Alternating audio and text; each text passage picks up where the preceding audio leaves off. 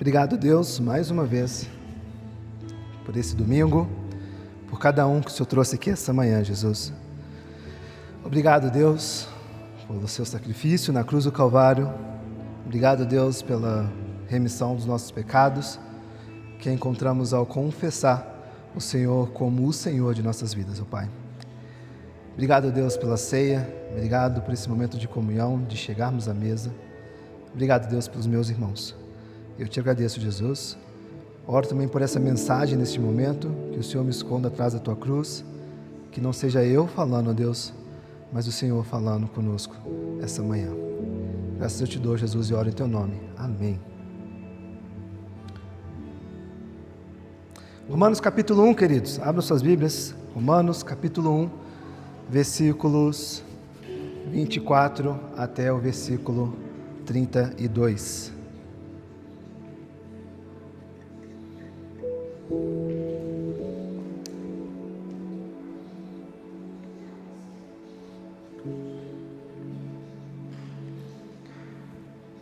Eu estou tentando pensar aqui o que eu poderia falar para as nossas crianças.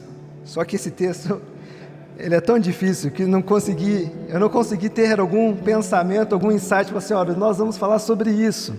Então, pais, eu vou te pedir que depois vocês possam sentar com seus filhos, falar sobre esse texto, explicar para eles o que nós estamos falando aqui e que eles façam bons desenhos também daquilo que a gente vai falar aqui essa manhã.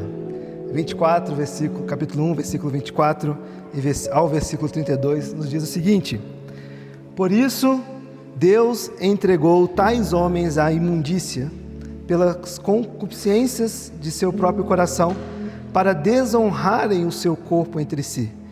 Pois eles mudaram a verdade de Deus em mentira, adorando e servindo a criatura em lugar do Criador, o qual é bendito eternamente. Amém.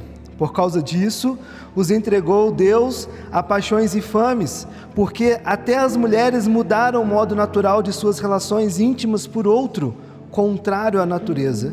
Semelhantemente, os homens também, deixando o contato natural da sua mulher, se inflamaram mutuamente em sua sensualidade, cometendo torpeza, homens com homens, e recebendo em si mesmo a merecida punição do seu erro.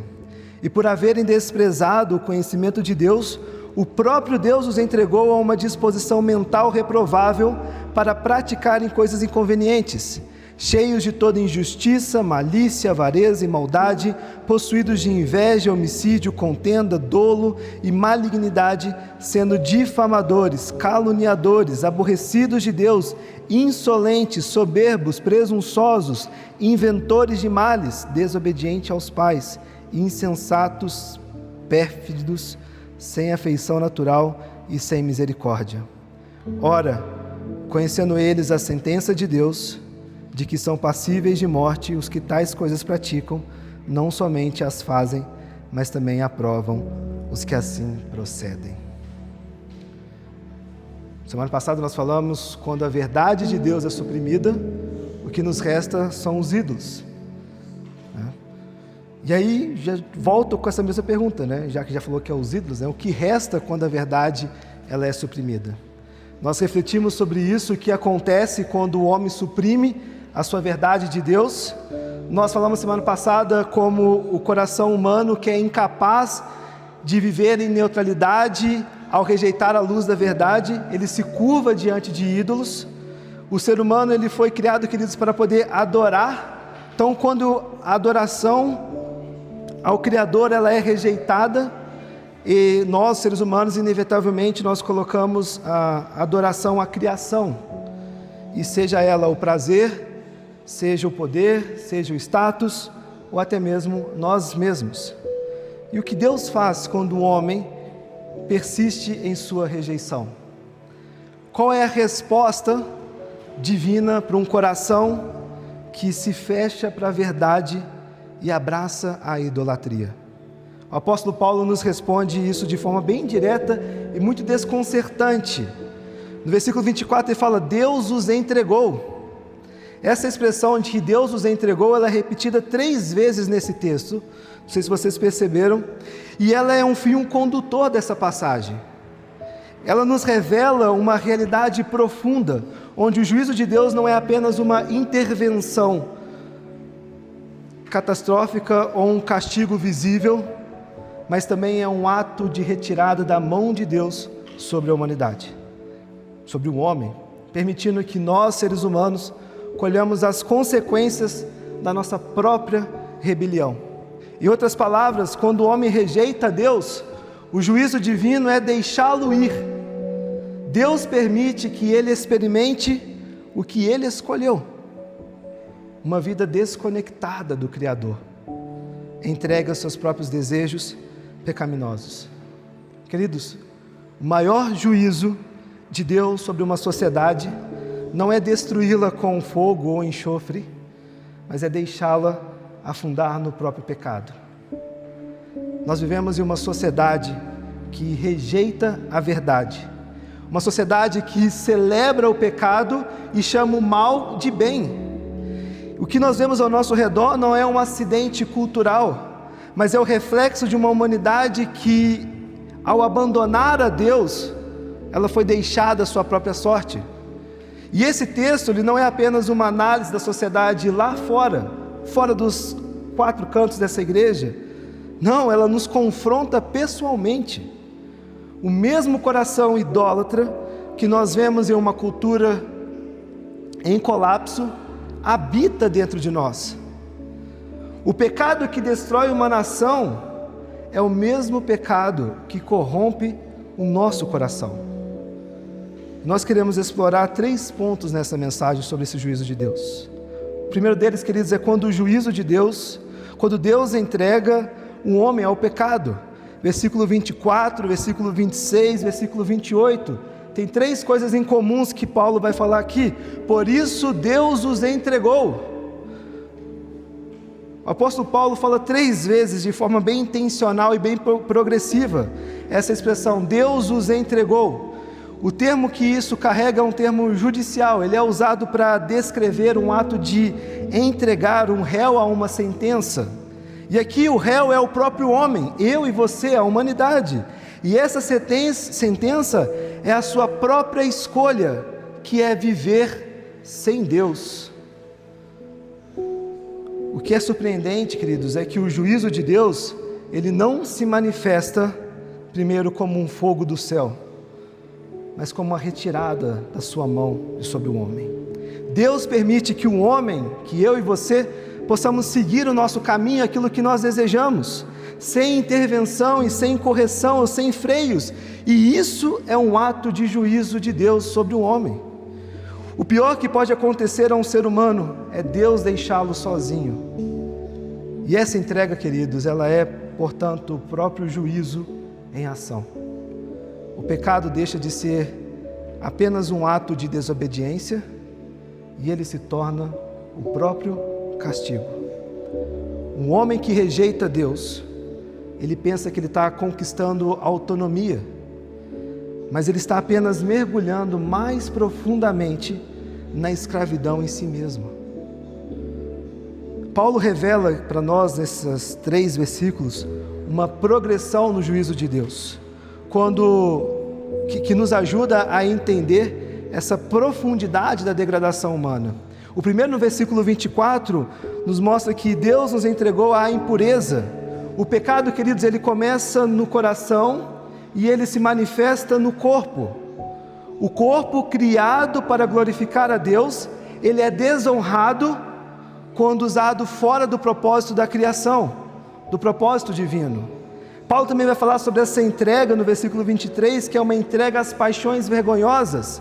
O homem distorce até mesmo o que é natural em sua sexualidade, e o que era para ser uma expressão da beleza criacional de Deus, isso se torna uma inversão da ordem estabelecida por Deus. E no versículo 28, onde Deus nos entrega uma mente depravada. O estágio final é quando o homem já não consegue mais discernir entre o certo e o errado. A mente se torna incapaz de julgar o próprio mal, pois o pecado, queridos, ele deixou de ser um acidente moral e ele passou a ser uma ideologia aceita. E essa progressão nos mostra que o juízo de Deus não é apenas uma sentença final, como nós falamos várias vezes sobre isso, mas ele é um processo presente. Um homem rejeita Deus, um homem que rejeita Deus, ele não permanece estagnado, ele cai em um abismo moral e cada vez mais profundo dentro desse abismo.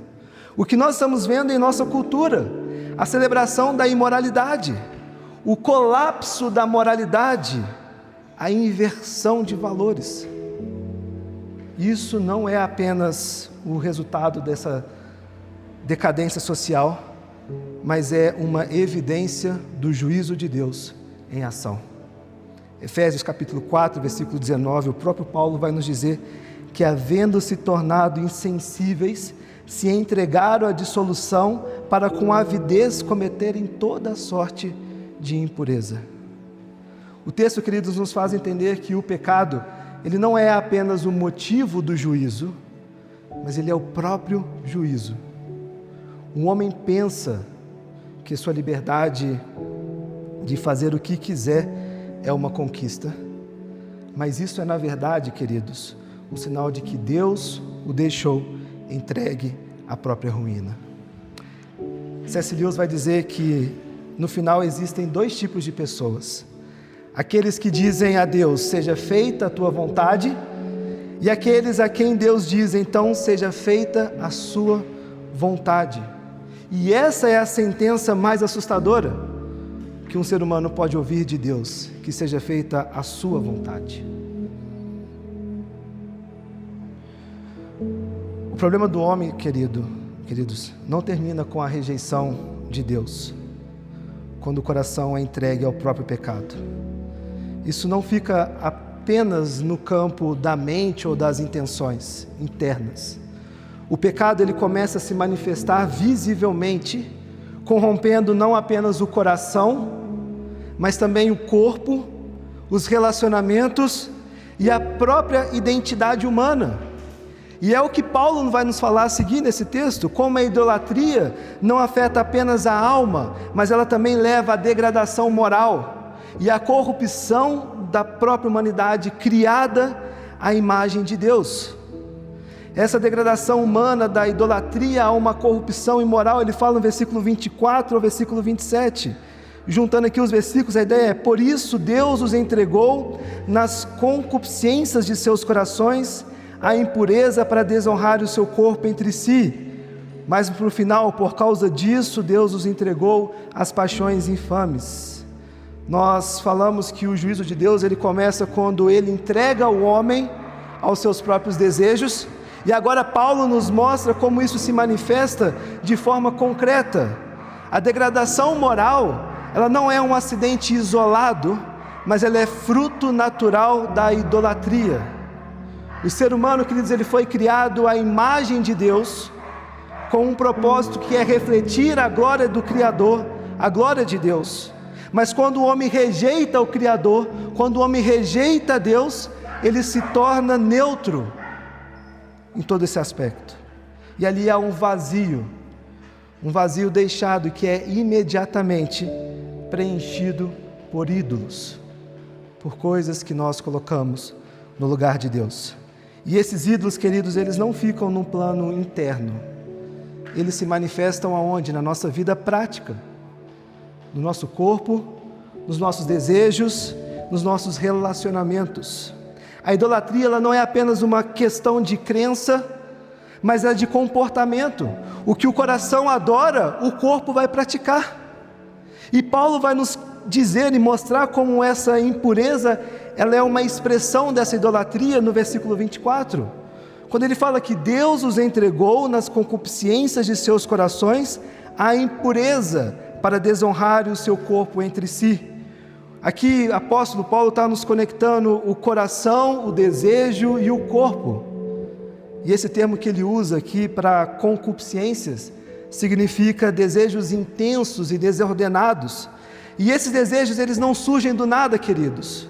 Eles são alimentados por um coração desconectado de Deus, de um coração que não se relaciona com Deus, de um coração que decide que outras coisas vão ser o Curios, o Senhor de suas vidas. O corpo criado para glorificar a Deus, Paulo vai nos dizer que agora ele é desonrado, usado não como instrumento de adoração, mas como ferramenta para satisfazer apetites desordenados. O pecado sexual é uma expressão visível daquilo que o coração adora, não a Deus, mas ao prazer em si mesmo. E o próprio Paulo vai falar em 1 Coríntios 6, versículo 18, fugir da impureza. Qualquer outro pecado que o homem comete é fora do corpo, mas o que peca contra o corpo, esse peca contra si mesmo. A desonra do corpo, queridos, é o reflexo da desonra ao Criador. O que o homem faz com o seu corpo, que homem e mulher, humanidade, o que a humanidade faz com o seu corpo, revela o que ela acredita sobre Deus. E Paulo nos fala, na sequência desses versículos, sobre uma inversão da ordem criacional, do versículo 26 e versículo 27. Quando ele aprofunda esse argumento, ao mostrar que a rejeição de Deus leva à inversão da própria ordem criada, Paulo escreve, por causa disso, Deus entregou as paixões infames, porque até as mulheres mudaram o uso natural do que contrário à natureza, se no versículo 26. O problema aqui, queridos, não é meramente comportamental. Paulo não está discutindo apenas sobre a ética sexual. Ele está expondo uma crise teológica profunda nesses versículos. O ser humano, ao rejeitar Deus, ao rejeitar o Criador, ele rejeita o design do Criador, ele rejeita a forma para a qual fomos criados. O que era para ser uma expressão da beleza da criação, que é a sexualidade, ela se torna um palco para a rebelião contra o Criador. E Paulo usa termos muito fortes aqui nesse texto.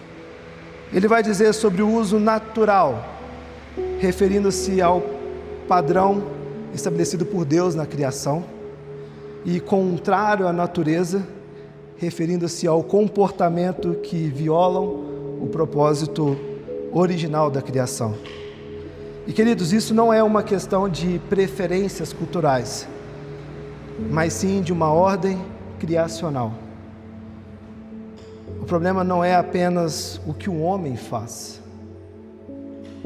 mas o que isso revela sobre a sua relação com Deus. O pecado sexual, ele não é apenas uma desordem moral, mas é uma evidência de que o homem e mulher, humanidade, perdeu a referência sobre quem ele é e para o que ele foi criado. O grande engano do pecado, queridos, é uma escravidão disfarçada de liberdade. Ele promete liberdade, mas nos oferece a escravidão. Um homem moderno, ele se orgulha de fazer o que quiser, mas ele está preso em seus próprios desejos, escravizado por aquilo que ele pensa que controla. Jesus diz lá em João capítulo 8, versículo 34, em verdade vos digo, todo aquele que comete pecado, esse é escravo do pecado. Um homem acha que está no controle, mas o pecado é que o domina. Ele acredita que está experimentando liberdade, mas ele está se mergulhando em um abismo de vazio e de insatisfação. E é essa mensagem que Paulo está trazendo para aqueles irmãos nesse texto de Romanos, mostrando que o juízo presente de Deus, onde o pecado carrega a sua própria punição. Paulo conclui essa sessão dizendo no versículo 27, no final do 27, recebendo em si mesmo a merecida punição do seu erro. Queridos, o pecado não é apenas uma transgressão, ele é também uma punição em si mesmo. O vazio, a culpa, o colapso emocional e relacional. Tudo isso são evidências de que o pecado destrói de dentro para fora. Mas o colapso humano, ele não termina aqui. Quando o homem rejeita Deus, o pecado não apenas corrompe o coração e o corpo, mas também a mente e a consciência. E esse é o próximo estágio dessa degradação humana, que Paulo ainda fala com muito mais profundidade: o colapso da própria capacidade de discernir entre o bem e o mal. Versículo 28 até o 32. E por haverem desprezado o conhecimento de Deus, o próprio Deus os entregou a um sentimento depravado, para praticarem coisas que não convêm. Estão cheios de toda injustiça, malícia, avareza, maldade, e vem uma longa lista. Embora conheçam o justo decreto de Deus, de que são passíveis de morte os que tais coisas praticam, não somente as fazem, mas também aprovam os que assim procedem. Paulo nos revela o que pode ser considerado o estágio mais profundo da degradação humana. Não apenas pratica o pecado, mas o colapso da consciência moral. Por haverem desprezado o conhecimento de Deus, o próprio Deus os entregou a um sentimento depravado ou uma disposição mental reprovável. O verbo usado aqui para desprezar significa rejeitar algo depois de examiná-lo, considerar aquilo algo indigno. Em outras palavras, o homem não é ignorante de verdade, o homem não é ignorante da verdade de Deus, ele avalia, a conhece e decide rejeitá-la. Nós falamos isso semana passada. Quando ele traz também o termo aqui de sentimento depravado ou disposição mental reprovável, ele está se referindo a uma mente reprovada, incapaz de passar no teste da verdade. É uma mente que falhou em reconhecer o que é bom, o que é justo, o que é verdadeiro, queridos. E esse é o juízo de Deus. Quando o homem rejeita a verdade de Deus, Deus entrega o homem a uma mente que não consegue mais discernir o certo e o errado. O pecado não apenas endurece o coração, ele destrói a capacidade de enxergar a verdade. Quando a mente se torna depravada ou reprovável, a sociedade ela entra em colapso. E isso nos mostra o fruto dessa mente depravada, que é essa longa lista que Paulo vai nos trazer do verso 29 ao 31. Ele descreve o resultado prático dessa mente que é corrompida, queridos. Aqui não temos apenas comportamentos isolados, mas uma lista bem detalhada que expõe a profundidade dessa corrupção humana. Paulo menciona 21 características, e a gente pode aqui agrupar ela em 4 categorias. A primeira é uma corrupção moral, que afeta o caráter, as escolhas éticas. Aqui nós vemos o colapso da ética e da integridade pessoal, onde são pecados que envolvem a degradação dessa consciência moral do indivíduo. Ele começa a falar sobre a injustiça, uma falta de retidão de pensamentos e de ações. Ele fala sobre malícia, uma intenção premeditada de praticar o mal. Ele fala sobre a avareza, uma ganância desenfreada, o desejo insaciável por mais. Ele fala sobre maldade, uma disposição para causar dano sem qualquer remorso. Ele vai falar sobre dolo, um engano intencional, uma manipulação para obter vantagem. Ou seja, o pecado não é apenas uma falha ocasional, mas é uma inclinação contínua para corromper o bem. O segundo aspecto aqui é a corrupção relacional, que afeta o próximo e os nossos vínculos sociais. Queridos, o pecado não apenas é na vertical contra Deus, o pecado também é na horizontal, afetando profundamente os nossos relacionamentos com familiares, amigos, parentes, humanidade uns com os outros. Paulo vai dizer que o pecado, essa disposição mental reprovada, ela envolve a inveja. Desejar o mal para o próximo por causa de sua prosperidade. O homicídio, o desprezo extremo pela vida, tanto física quanto emocional. Contenda, espírito de divisão, competição desenfreada e conflitos desnecessários. Malignidade, uma perversidade que busca destruir o próximo, emocional ou moralmente. Uma difamação, uma fofoca maliciosa, sussurros que destrói reputações. Calúnia, falar mal abertamente dos outros, semeando desconfiança e desonra. Desobediência aos pais, uma rejeição da autoridade e da honra familiar mais básica.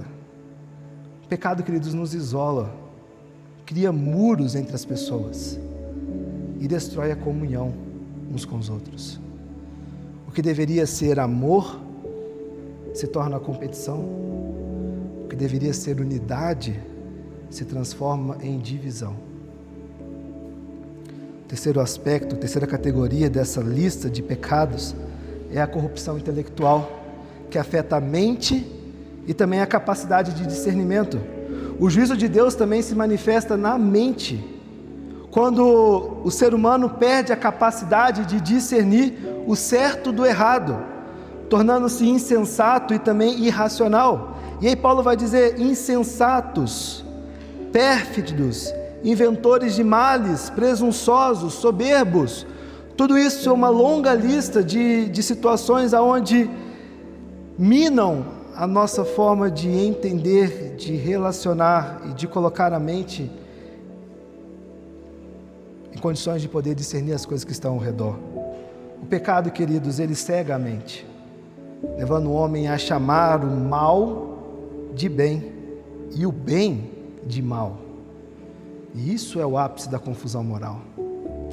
E por fim, nessa quarta categoria, se assim a gente pode dizer, é a corrupção espiritual, que afeta o relacionamento com Deus e a sensibilidade espiritual. Essa é a dimensão mais profunda e trágica que Paulo traz aqui. O ser humano, ao rejeitar o Criador, ele se torna hostil a Ele, perdendo a capacidade de amar, de sentir compaixão e a busca pela verdade espiritual. Ele vai dizer: aborrecidos de Deus, um ódio direto contra Deus e tudo o que Ele representa, sem afeição natural, uma frieza emocional, uma incapacidade de amar até mesmo os mais próximos, sem misericórdia, uma total indiferença ao sofrimento alheio, um coração endurecido e insensível, e por fim insolentes, desrespeitosos e ofensivos em relação a Deus e aos homens. O colapso espiritual, queridos, é quando o ser humano não sente mais nada em relação à presença de Deus, nem medo, nem reverência, nem amor. Apenas uma indiferença ou uma hostilidade. E isso é o abismo final da alma. Queridos, essa lista ela não é um exagero retórico.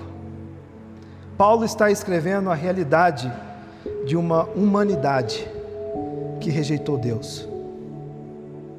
E por isso, ela está em colapso moral e espiritual. Paulo encerra com uma declaração ainda mais chocante no versículo 32.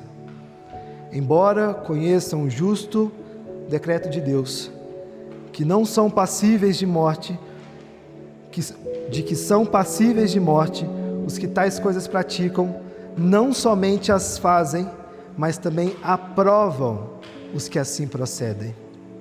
O que vemos aqui, queridos, é o clímax dessa depravação humana. Um homem sabe que está errado. Um homem sabe que existe um Deus que julga o pecado. Mas mesmo assim, ele não apenas continua pecando, mas também ele aplaude, ele celebra e promove o pecado. Isso não é apenas uma descrição de comportamentos individuais, mas isso é um retrato de uma cultura inteira que institucionaliza o mal. O maior juízo que Deus pode trazer sobre uma sociedade é quando ela passa a exigir que o pecado seja celebrado. O pecado deixa de ser uma fraqueza humana e ele se torna uma ideologia. Não basta mais praticar o pecado. Agora é necessário que todos possam aplaudir e aceitar o pecado. E quem se recusa a celebrar o mal, esse é visto como intolerante, retrógrado ou até mesmo perigoso. O que Paulo descreve, queridos, em Romanos 1, é exatamente o que nós vemos hoje. O mal é chamado de bem, a verdade é ridicularizada, a moralidade bíblica é vista como opressiva e o pecado é promovido e quem não celebra é cancelado. E essa inversão de valores não é um sinal de progresso, mas de juízo divino. O juízo de Deus está presente quando uma cultura perde até mesmo a capacidade de sentir vergonha. O que Paulo descreve, queridos, não é apenas um retrato de uma sociedade pagã do primeiro século, mas ela é um espelho da humanidade em todas as suas eras. Mas e nós? Será que, mesmo conhecendo o justo decreto de Deus, também estamos nos acostumando a celebrar o que Deus condena? Que tipo de entretenimento nós consumimos? Que valores nós aplaudimos, mesmo que silenciosamente? Que tipo de cultura nós estamos alimentando dentro de nossos próprios corações? Paulo pinta aqui um quadro sombrio da humanidade separada de Deus, mas ele faz isso não para nos deixar desesperados, mas para mostrar o quanto nós precisamos da graça do Evangelho, da graça de Deus em nossas vidas. O mesmo Deus que entrega o homem ao seu pecado, é o Deus que entregou o seu Filho para nos resgatar da escravidão do pecado. Nós somos deixados diante de uma realidade, queridos, inegável. O juízo de Deus, ele é real, é presente, é visível na história da humanidade. Não se trata apenas de um juízo futuro, mas de um juízo que já está em operação, manifestando-se quando Deus entrega um homem aos seus próprios desejos pecaminosos. Apóstolo Paulo não oferece um texto confortável no final desse capítulo 1, mas ele nos expõe um diagnóstico brutal da condição humana. Nós vimos o juízo de Deus, quando Deus retira sua mão e entrega um homem ao próprio coração. Nós vimos a degradação humana, como a idolatria corrói o corpo, a mente e os relacionamentos. E por fim nós vimos o colapso da humanidade, que é o estágio final, onde o pecado é não apenas praticado, mas ele também é celebrado. Mas essa não é a última palavra. O propósito do juízo, queridos, é conduzir ao arrependimento. O objetivo de Paulo não é nos deixar desesperados, mas nos conduzir ao arrependimento. O juízo de Deus, por mais severo que ele seja, também é um chamado à reflexão. Olhe para o que o pecado faz, veja aonde ele te leva, perceba o vazio que ele causa. Se você hoje sente o peso do pecado, se você reconhece áreas em sua vida onde está distante de Deus, isso é a graça de Deus te chamando, queridos, ao arrependimento, te chamando à confissão, te chamando de volta aos pés da cruz. O juízo de Deus não é apenas uma punição, ele é um alerta amoroso para que eu e você não continuemos em um caminho de destruição. O Evangelho, ele é a única esperança para o pecador. O mesmo Deus que entrega o homem ao seu pecado, como nós já falamos, é o Deus que entregou o seu próprio Filho para nos resgatar da escravidão do pecado. Paulo vai dizer mais à frente em Romanos capítulo 5, versículo 8: mas Deus prova o seu próprio amor para conosco pelo fato de Cristo ter morrido na cruz, morrido por nós, sendo nós ainda pecadores. Queridos, na cruz, Jesus assumiu o juízo que nós merecíamos, para que pudéssemos receber o perdão que nós não merecíamos. O pecado é sério, muito sério, mas a graça de Deus é maior. O juízo é real, queridos, mas o amor de Deus é mais profundo. O Evangelho não é uma proposta de reforma moral. O Evangelho, ele é o anúncio de que Deus faz o impossível. Deus perdoa o imperdoável. Deus restaura o irrestaurável. E Deus transforma o intransformável. Eu e você estamos aqui por isso. O apelo hoje não é de condenação, mas de vida, queridos, de perdão, de esperança.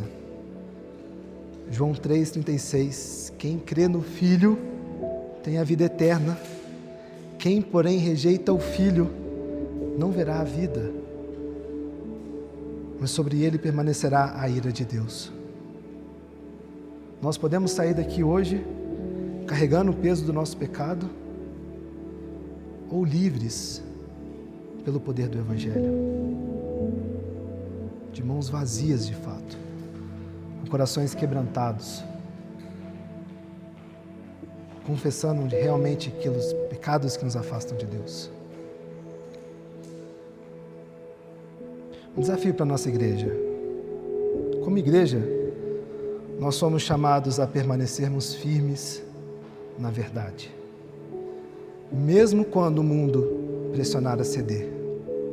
Quando igreja, queridos, nós também somos chamados a viver vidas que reflitam a santidade de Deus, não como moralistas arrogantes, mas como pecadores redimidos pela graça. E como igreja, nós estamos também desafiados e chamados a proclamar o Evangelho com ousadia e com compaixão, porque o mundo está faminto por uma liberdade que liberta. Nós somos chamados para ser sal e luz da terra. Sal e luz do mundo na terra. Mesmo em meio a uma escuridão da cultura atual, a luz de Cristo precisa brilhar através de nós. O convite que Paulo nos chama à reflexão desse texto é mostrar o quão miserável nós somos e o quanto isso nos afasta de Deus e o quanto nós dependemos desse Evangelho que transforma nossas vidas e o quanto isso mudará a nossa forma de enxergar o mundo ao nosso redor. Glória a Deus pelo sacrifício de Jesus na cruz. Glória a Deus pela morte dele na cruz do Calvário. Glória a Deus pela libertação do pecado. Glória a Deus porque Ele preenche os vazios do nosso coração. Glória a Deus porque Ele é o Senhor de nossas vidas.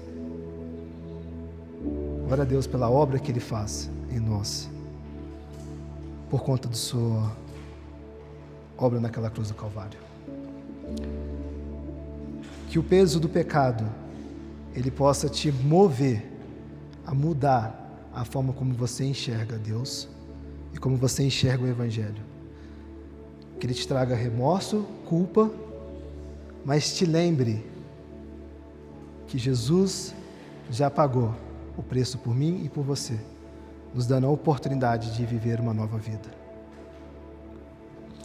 Vamos orar? Obrigado, Jesus, mais uma vez, pelo seu sangue derramado na cruz do Calvário, pela libertação que o Senhor nos promove e nos dá, Jesus. Obrigado, Deus, pela tua mensagem, pelo poder do Evangelho, pelo poder transformador, Deus, do teu Evangelho. Obrigado, Deus, pela libertação que nós encontramos ao voltar nossos corações até ti, Jesus. Obrigado, Deus, porque não há nada em nossas mãos que possa ter mérito, graça, glória, bondade, se não for o Senhor em nós, Jesus. Obrigado, Jesus, por ser o servo-rei. Obrigado, Jesus, por nos libertar do pecado e por nos dar esperança, Deus. Ora a ti agradecido, Jesus, em teu nome. Amém.